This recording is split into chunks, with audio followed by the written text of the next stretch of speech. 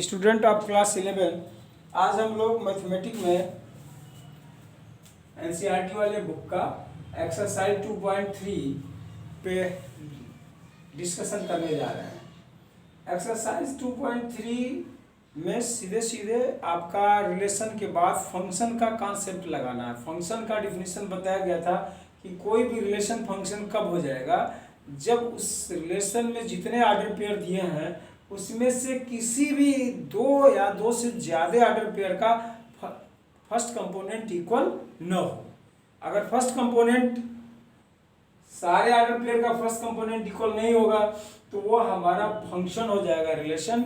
और अगर कोई दो या दो से ज़्यादा आर्डर पेयर का फर्स्ट कंपोनेंट अगर इक्वल होगा तो वो रिलेशन रह जाएगा, फंक्शन नहीं रहेगा।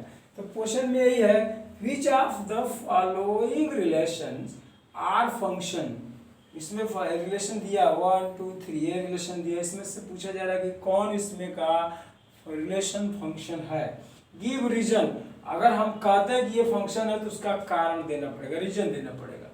अच्छा, if it is a function determine its domain and range.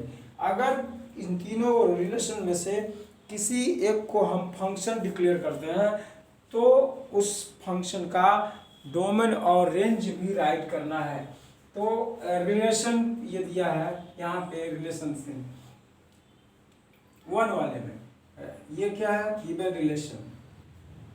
Given relation 1 में क्या रिलेशन है, 2 1 5 1 8 1 11 1 14 1 17 1 ये हमारा रिलेशन दिया। अब इसको हम देखें तो जितने भी आर्डर पेयर हैं 1 2 3 4 5 6 इतने सारे आर्डर पेयर हैं, लेकिन किसी भी दो आर्डर पेयर का फर्स्ट कंपोनेंट इक्वल नहीं है, इसलिए ये दिस रिलेशन इज फंक्शन। तो लिखेंगे in this relation first component of named of all ordered pair ordered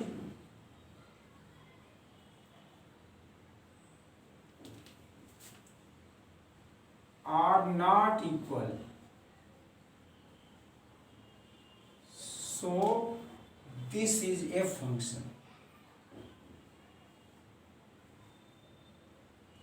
So this is a function. तभी मान लीजिए कि एक फंक्शन हो जाएगा, और फंक्शन हो गया है अगर हम इसको फंक्शन कह दिए तो इसका डोमेन क्या हो जाएगा, डोमेन। डोमेन का मतलब होता है सारे आर्डर पेयर के फर्स्ट कंपोनेंट को लिखा जाता है 2 5 ये 2 5 8 11 14 17 और रेंज क्या इसका हो जाएगा, चूंकि सेकेंड कंपोनेंट में हर जगह 1 1 है तो 1 1 5 टाइम्स नहीं लिखेंगे, केवल एक जगह लिख देंगे, ये हमारा रेंज हो जाएगा। तो ये इस क्वेश्चन को देख करके हम कह सकते हैं कि ये फंक्शन है, इसका डोमेन ये हो जाएगा, इसका रेंज हो जाएगा। सेकेंड केस में आप देख रहे हैं कि सेकेंड केस में भी यही कंडीशन होगा। इसी तरह से आप लिख सकते हैं कि इट इज ए फंक्शन, इसको लिख सकते हैं सेकेंड वाले में, it is a function। Function क्यों, नो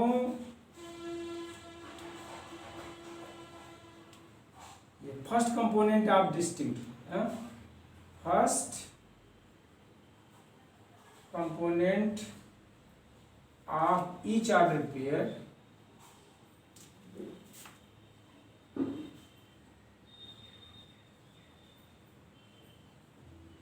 आर डिस्टिंक्ट। डिस्टिंक्ट है इसलिए फंक्शन है। अब फंक्शन होने के कारण इसमें हमारा डोमेन क्या हो जाएगा, डोमेन हमारा 2 4 6 8 2 4 6 8 2 4 6 8 10 12 14 10 12 14 और रेंज क्या हो जाएगा? रेंज में वो सारे एलिमेंट इसमें लिखे जाएंगे 1 2 3 सेकेंड कंपोनेंट 1 2 3 4 5 6 7 4 5 6 7 और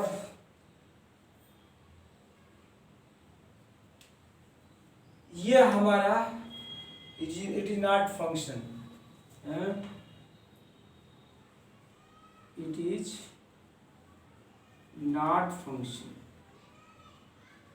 क्यों ये फंक्शन नहीं है? Because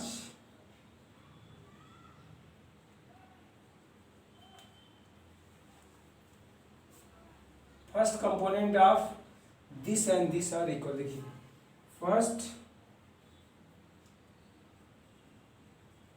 component of 1 3 and 1 5 are equal. तो इस तरह से हम उसको देख करके ये कह सकते हैं कि ये हमारा जो रिलेशन दिया गया है इसमें से पहला और दूसरा फंक्शन है, और तीसरा जो फंक्शन है तो उसके बारे में कुछ लिखना नहीं है। इसमें साफ कहा है if it is a function, तब सब फंक्शन हो जाए तब हमको ये डोमेन और रेंज लिखना है। तो सीधे सीधे ये जो क्वेश्चन हमारा था कि नीचे हमारे पास 3 रिलेशन दिए गए हैं, इनको डिसाइड करना है, क्लियर करना है कि ये फंक्शन है तो क्यों है, और अगर फंक्शन हो जाए तो उनके वो डोमेन और रेंज लिखने हैं। तो हम पहला रिलेशन यहाँ पे लिखे और इसमें देख रहे हैं कि फर्स्ट कंपोनेंट किसी भी ऑर्डर पेयर का, फर्स्ट कंपोनेंट किसी भी 2 या 2 से ज़्यादा ऑर्डर पेयर का इक्वल नहीं है। मतलब इसमें कोई भी फर्स्ट कंपोनेंट किसी भी ऑर्डर पेयर का सब डिस्टिंक्ट है।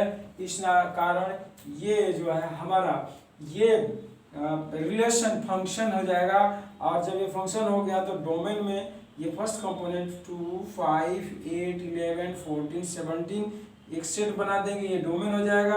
और रेंज के जगह पर 1 लिखना है, 1 ये हमें कामा लगा करके लिखना है, वो 11 नहीं है, कामा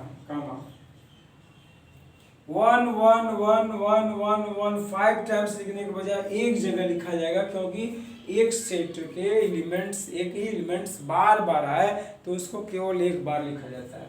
इसी तरह से इसको भी हम देखें कि इसमें भी सारे फर्स्ट कंपोनेंट डिस्टिंक्ट हैं हर ऑर्डर पेयर के। तो ये भी फंक्शन है, इट इज ए फंक्शन। क्यों?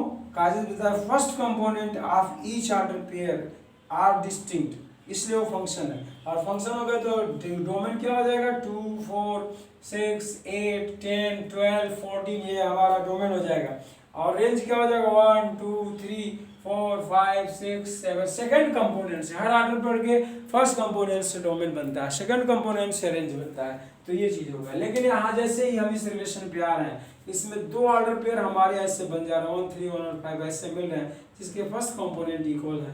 इसलिए फर्स्ट कंपोनेंट इक्वल होने के नाते ये रिलेशन सिर्फ और सिर्फ रिलेशन है, ये फंक्शन नहीं। और जब फंक्शन नहीं है तो अकॉर्डिंग टू दिस स्टेटमेंट हमको इसके बारे में डोमेन और रेंज नहीं लिखना है। वैसे डोमेन तो इसका 1 2 हो जाएगा, रेंज 3 और 5 हो जाता है, लेकिन वो रिलेशन के लिए डोमेन रेंज होगा, फंक्शन के लिए डोमेन रेंज नहीं होगा।